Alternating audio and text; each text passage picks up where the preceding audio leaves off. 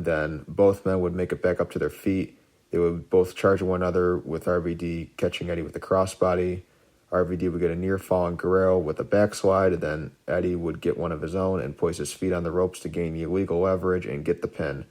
So Eddie Guerrero would retain the Intercontinental Championship. It was a good match. May have not been the instant classic or clinic that some may have hoped for, but I still thought it was solid nonetheless. So Eddie Guerrero would win.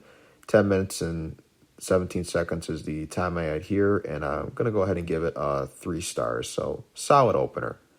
Perfect choice to start the show. Then we'd have a backstage segment with Vince McMahon, Stacy Keibler, Reverend Devon, and Deacon Batista. Yes, Deacon Batista, who had just recently debuted on SmackDown. Of course, Batista was a part of, that legendary class, with Cena and Brock and Orton, all of them coming from OVW to the main rosters at this time. So big year for debuts and future stars that were made. So Devon would pray for Stacy and her upcoming match against Trish for the women's title. While Devon is praying, Vince is checking Stacy out. I have an unpopular opinion about the Reverend Devon gimmick. I actually don't think it's as bad as most make it out to be, only for the reason I thought Devon played the role well and did good with the gimmick. It's obviously not a highlight in his career, but that's just me. I didn't think it was that awful. So next we'd have the women's championship on the line to be Trish Stratus defending against Stacy Keibler. So Reverend Devon and Deacon Batista would be in the corner of Stacy.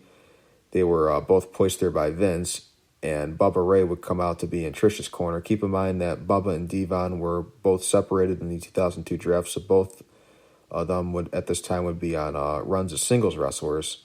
So getting into the match, in the beginning we'd see Stacy hit a spin kick, and Trish would apply a Boston Crab, which I was actually not expecting to see.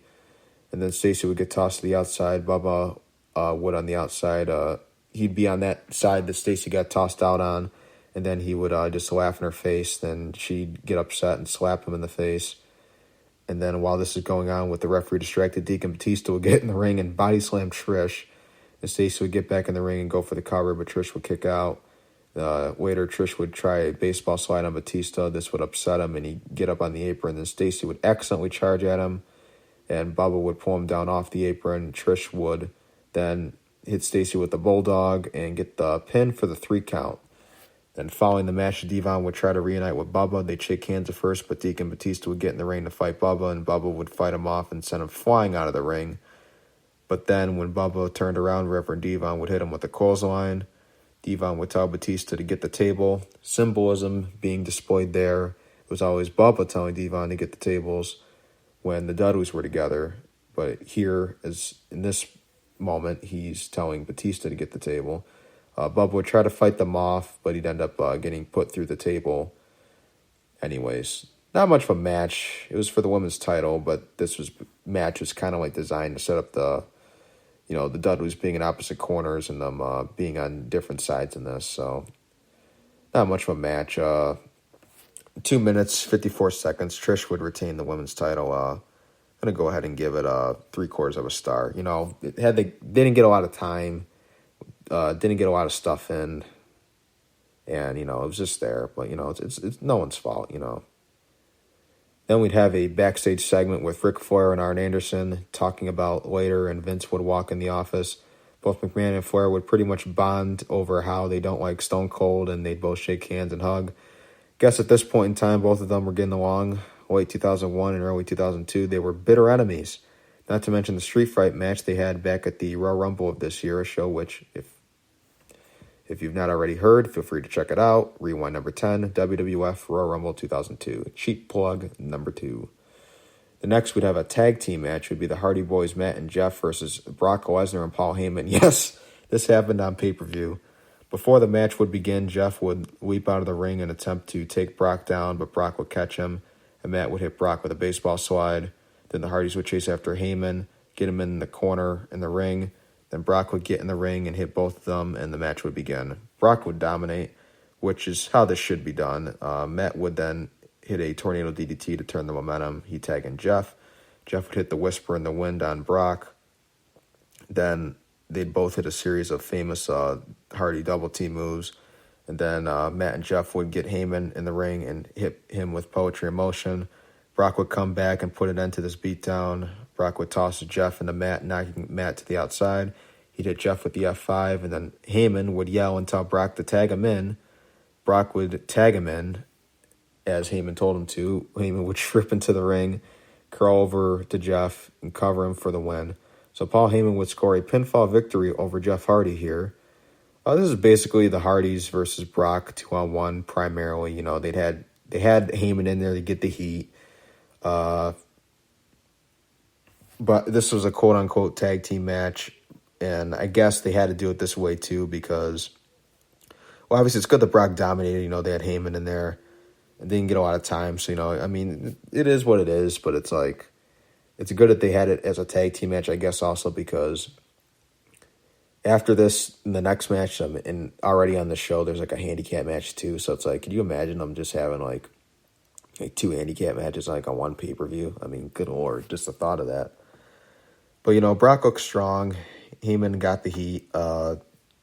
He did his part in this. And outside of that, not much of a match, but, you know, it's whatever. 2 stars. Your winners, Brock Lesnar and Paul Heyman, 4 minutes and 47 seconds. Then next, we'd have Booker T backstage in his NWO shirt for an interview. Then during this, he discovered a woman who was just randomly there, and she'd give him her hotel key. He gets excited about this. Moving on. Next, we'd have the 2-on-1 handicap match, which I was just referring to, and of course did the backstory too going into this. It's a 2-on-1 handicap match. It's Stone Cold Steve Austin versus Ric Flair and Big Show. Big Show would come out to the NWO music and had the black and white screen filter, and Austin would make his entrance, and then we'd get in the ring and then try to open up a can of whoop-ass on Show and Flair. In the beginning, Flair and Show would try to take the 2-on-1 advantage. This was until Austin grabbed a couple chairs and referee Charles Robinson, Will Nate, would prevent him from using them, which is pointless because there's a point where Austin, before this, would try to apply a figure 4 on a Big Show, and before he do so, he blow him, where the official could clearly see him doing so, and there wasn't a big deal with it then, but I guess here it's just like, oh, I guess the rules are in play. So then we'd have Austin and Flair square off. Austin would get the upper hand, and Flair would go to the outside to regroup. Austin, in the meantime, would grab a beer, and I don't know what he was thinking he was going to do with it. I mean, he's probably going to just, I don't know, maybe drink it or whatever, I don't know. But apparently he wasn't allowed to have that either. This is stupid. I honestly get why Austin walked out in 02. I mean, it was just dumb creative being fed to him at this point. Like, I get, you know, he couldn't be like in the world title picture all the time. You know, like you got to like move him around the card, and you got to like, have him transition and whatnot. But it's like they could have done way better than this. I mean, come on, with everything he had done and like all the money he had like generated, you know, arguably being the biggest star that they've ever had, and maybe the biggest star in the history of the business. I mean, they could have done better than like this stuff right here. So Flair would chop Austin, the crowd would woo. Austin would chop Flair, and the crowd would say, what? Big Show would tag Flair to enter the match, and then Show and Austin would lock up. If you're Austin, I don't know why would you lock up with the Big Show, because he quite obviously has the advantage in the power game, so that was just foolish. And they're just making him look even more silly. This thing's just making him look silly just by design. So then Big Show would take over and tag Flair back in. Flair would try to take advantage of Big Show's dirty work. He'd low blow Austin, which was somehow the referee missed, even though he was literally looking right at Flair. Then Austin and Flair would exchange chops. Flair would go to the top, and Austin would toss him off. Classic Flair bump. He'd then stop a mud hole in Flair. Then Big Show would come in and hit a power slam on Austin. Then Flair would take advantage again. Flair and Big Show would try to work on the leg to set up the figure 4. Austin would get Flair in an inside cradle and get a 2 count, followed by a clothesline. He'd try to come back, but he wouldn't be able to just yet. Flair would put Austin in the figure 4 leg lock, and Austin would refuse to submit. He'd turn it over, and Big Show would come in and drop the elbow on Austin. 2-on-1 advantage. And Austin would try to apply the figure 4 of his own on Flair. Then Big Show would come in and break it up again. Once again, I don't understand that.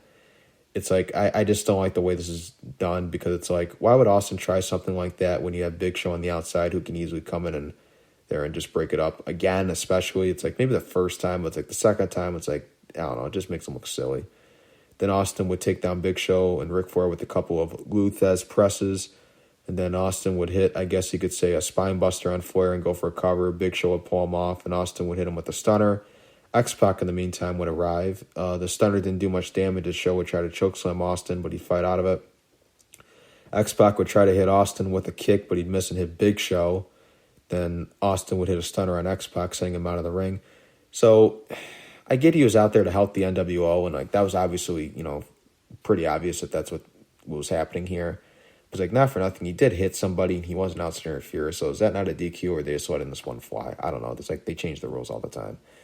So then Stone Cold would hit stun Flair and cover him and for the pin and get the win. So Austin would win the 2-on-1 handicap match. This was bad. Went for far too long also. It went 15 minutes, 36 seconds. I know that's not super lengthy for, in general. I mean, it's Austin and they got some people in here. It's they deserve maybe some time. But for what they were doing here and for a handicap match, especially like this, this is far too long. And it's poor utilization, honestly, for everyone involved. Even Flair and especially Big Show. He was not in a great spot at this time. So later in the year, he kind of regained his he'd regain his mojo a bit, I guess. He'd have a brief title run and whatnot, but at least he was back working at the top of the card. So Stone Cold would win, as I said, 15 minutes, 36 seconds, star and a half rating. The next would have Michael Cole and Taz, who were, of course, the famous SmackDown commentary team, but weren't actually calling the action yet for the brand on the pay-per-view events. But they would go ahead and preview the upcoming hair versus hair match between Kurt Angle and Edge. I, for one, really enjoyed this feud. It's a competitive rivalry with a series of really good matches mixed in with some good humor as well. Especially the segments where, Edge would hand Kurt the different pictures with the captions written on the back and or the t-shirt reveal segment. And how Edge acknowledged, the "You Suck" chants from the crowd during Kurt's entrance music helped get that going a bit. For me, one of the better feuds probably of 2002 as well. Early in the match, Edge would get a near fall with a roll-up. Edge would be in control for the early part of the match. He'd have Angle tied up in the ropes, and then he'd spear him, while he's tied in the ropes. He'd go for another, but then Angle would get out of it and then hit a belly-to-belly suplex, which would send him over the top. And what a bump. Then Angle would hit some chops, and then the crowd would chant Angle sucks. He'd hit a DDT on Edge and would get a 2 count. He'd have Edge in a sleeper hold, and they'd do the arm raise, the 3 times deal, or, if the referee raises his arm 3 times, and if he doesn't raise his arm and, he's out, that deal. You guys know what I'm talking about. But, of course, Edge would stay alive after the second one, so then Angle would pull him down to stop his momentum by the hair. Edge would come back, though, and he'd hit Angle with a belly-to-belly, and he got him up actually really high on that one. Then Angle would come back with one of his own. Angle would be on the apron, and then Edge would drop kick him off, and this would allow Edge to do a plancha over the top. That's the other thing.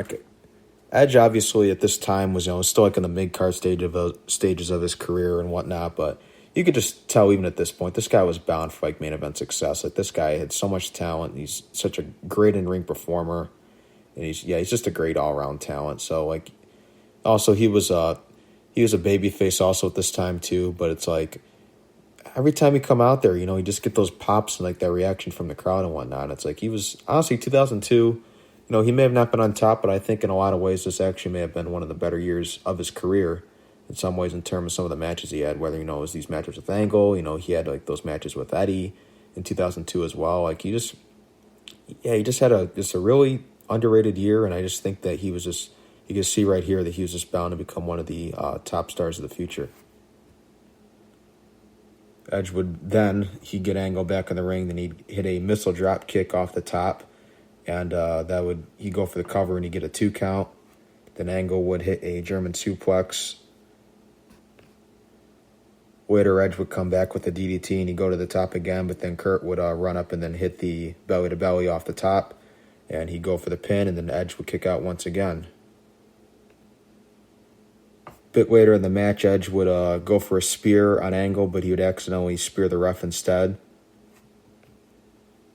So there would be a ref bump here.